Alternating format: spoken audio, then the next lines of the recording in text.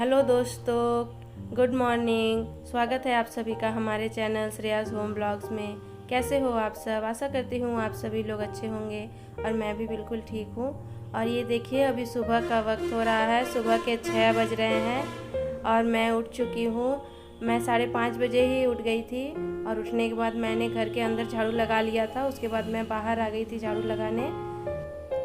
और ये देखिए, आज धूप हुई है, बहुत दिनों के बाद इधर खिली खिली धूप हुई है, क्योंकि उतने दिनों से बारिश ही चल रही थी, कुछ कपड़े वगैरह भी नहीं सूख रहे थे। तो आज अच्छी धूप हुई है। और बारिश की वजह से कभी बारिश होती है, कभी गर्मी लगती है, उसी की वजह से अभी सबका तबीयत भी ख़राब हो रहा है। मुझे भी कोल्ड हो गया है, ज़ुकाम हो गया है। मौसम के उतार चढ़ाव में तो होता ही है। मेरी बेटी को तो पहले से ही है और मुझे भी हो गया है, तो अभी तबीयत कुछ ठीक नहीं है।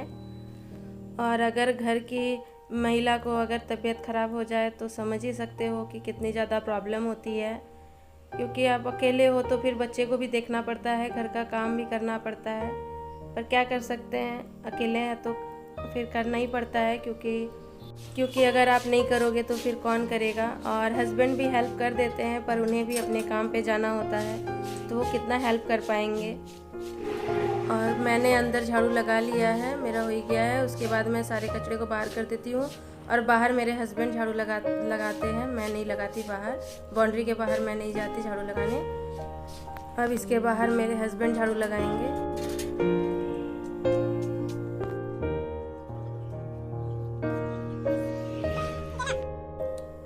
झाड़ू लगाने के बाद मैं बर्तन धुलने आ गई थी, क्योंकि बर्तन मैं वैसे रात में धुल लेती हूँ, पर मेरी तबीयत ठीक नहीं थी तो मैंने रात में नहीं धुला हुआ था, तो मैं बस सुबह ही धो रही हूँ सारे बर्तन।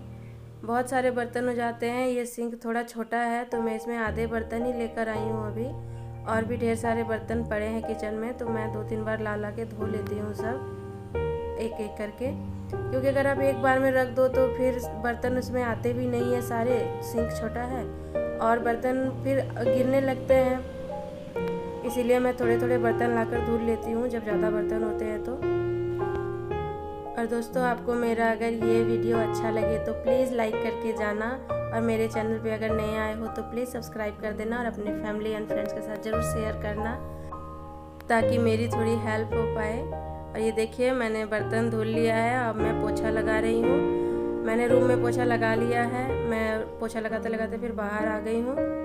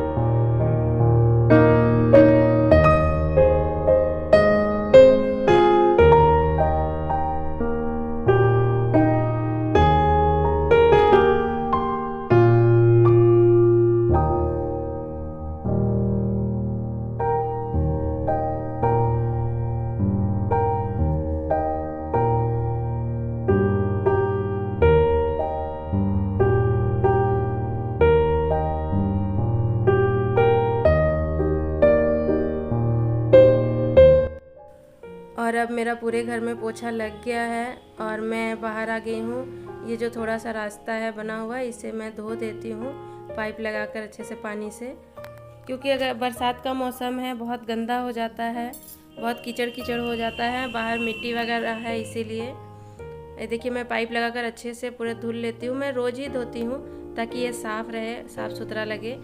आज और धूप भी हुई है तो आज जल्दी ही सूख जाएगा, नहीं तो बारिश होती है तो फिर जल्दी नहीं सूखता है, और बारिश होती है तो ये भीगा ही रहता है, क्योंकि ये तो बाहर है, बाहर खुला हुआ है।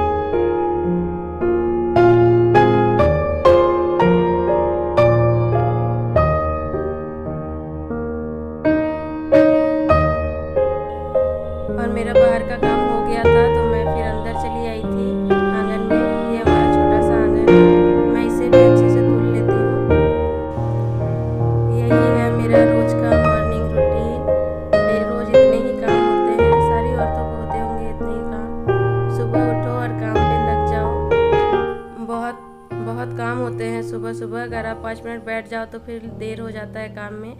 वैसे अभी बेटी की छुट्टियां चल रही है स्कूल में, इसीलिए मैं 5:30 बजे उठ जाती हूँ, 5 साढ़े 5 बजे। नहीं तो जब इसका स्कूल चलता है तब मुझे 4 बजे उठना पड़ता है। और ये देखिए, उसके बाद मैं आंगन धुलने के बाद मैं आ गई थी रूम में। मुझे यहाँ का बेडशीट चेंज करना था और मैंने सोचा कि चलो आज मैं आपको अपना एक जुगाड़ू उपाय दिखला देती हूँ कि मैंने एक छोटे से बेडशीट को कैसे खुद से बड़ा कर लिया है बिना 1 रुपये भी खर्च किए। मैंने ये बेडशीट लिया हुआ था इसी पलंग के नाप का, पर ये एक्चुअली छोटा निकल गया। तो ये साइड में जैसे आप गद्दे के अंदर डालते हो ना, तो वो होता नहीं था। तो मैंने इसमें, ये देखिए मेरे पास ये पुराना साड़ी रखा हुआ था, तो मैंने साड़ी को बीच बीच से काट कर, और मेरे पास सिलाई मशीन भी है, तो मैंने अच्छे से उसके साड़ी के पहले कोनों को सी दिया है धारों को, उसके बाद फिर मैंने बेडशीट में लगा कर सी दिया है। तो इससे क्या होगा कि आप चारों देख सकते हो ये बेडशीट कितना अच्छा से मेरा बेड में पूरा आ गया है। और जो साड़ी मैंने लगाया हुआ है वो दिख भी नहीं रहा है, वो बेड के अंदर चला गया है, गद्दा के अंदर। तो इससे क्या होता है कि बेडशीट आपका सिकुड़ता नहीं है, इधर से उधर सिमटता नहीं है। नहीं तो बच्चे वाला घर है, ये सिमट जाता है बेडशीट, इसीलिए मैंने उसमें लगा दिया है। आप भी चाहो तो घर में ऐसा कर सकते हो, क्योंकि इसमें 1 रुपया भी पैसा कुछ भी खर्च नहीं होता। अगर आपके पास सिलाई मशीन नहीं है तो आप टेलर के पास भी करवा सकते हो। और ये देखिए, मैं बेडशीट वगैरह बिछाने के बाद मैं यहाँ कपड़ों को सर्फ में डालने आ गई थी, क्योंकि अगर मैं 10 मिनट इसे छोड़ दूँगी तो ये अच्छी तरह से, इसमें जो भी थोड़े बहुत गंदे हैं वो अच्छी तरह से फूल जाएंगे और फिर कपड़े धोने में भी आसानी होगी और जल्दी जल्दी कपड़े भी साफ़ होंगे। तो मैंने जो बेडशीट बेड से उठाया हुआ था वो भी था, और एक एक्स्ट्रा बेडशीट भी था, और बेटी के छोटे छोटे कपड़े हैं और मेरे भी कपड़े हैं, हस्बैंड के भी कपड़े हैं। तो सारे कपड़ों को मैं अच्छे से सर्फ में डाल देती हूँ। ज़्यादा देर मैं सर्फ में नहीं रखती, नहीं तो फिर कपड़े ख़राब हो जाएंगे, इसीलिए मैं 10 से 15 मिनट के लिए ही छोड़ती हूँ। जब मुझे नहाने में 10 से 15 मिनट बाकी रहता है तभी मैं सारे कपड़ों को सर्फ में डाल देती हूँ। और ये देखिए 10 से 15 मिनट हो चुके हैं और मैं आ गई थी फिर अब कपड़े को धुलने के लिए। तो मैं सारे कपड़े को धुल लेती हूँ, और बेटी के जो छोटे छोटे कपड़े हैं उसे धुलने में ज़्यादा टाइम लगता है, क्योंकि आप समझ सकते हो कि छोटे छोटे बच्चे कपड़े कितना गंदा करते हैं, और छोटे छोटे रहते हैं तो फिर उसे धोने में भी अच्छे से रगड़ रगड़ के धुलो, तब जाके वो कपड़े साफ़ होते हैं। बच्चे मिट्टी वगैरह में भी खेलने लगते हैं तो मिट्टी लग जाता है कपड़ा में।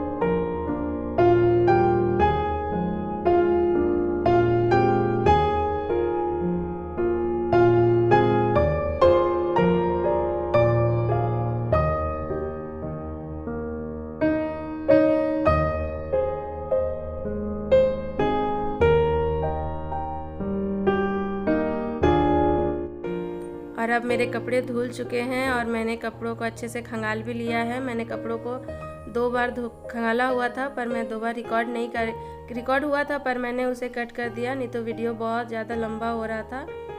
इसीलिए ये देखिए मेरे सारे कपड़े धुल चुके हैं। अब मैं इसे कुएं के ऊपर रख देती हूँ ताकि मैं नीचे जो आंगन धुलूँगी तो उसमें गंदा पानी ना लग जाए।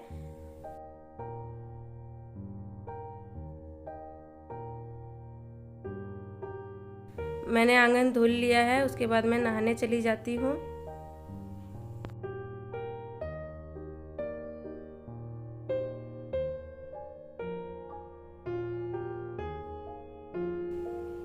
और ये देखिए दोस्तों, मैं नहाकर आ चुकी हूँ और मैं रेडी भी हो गई हूँ।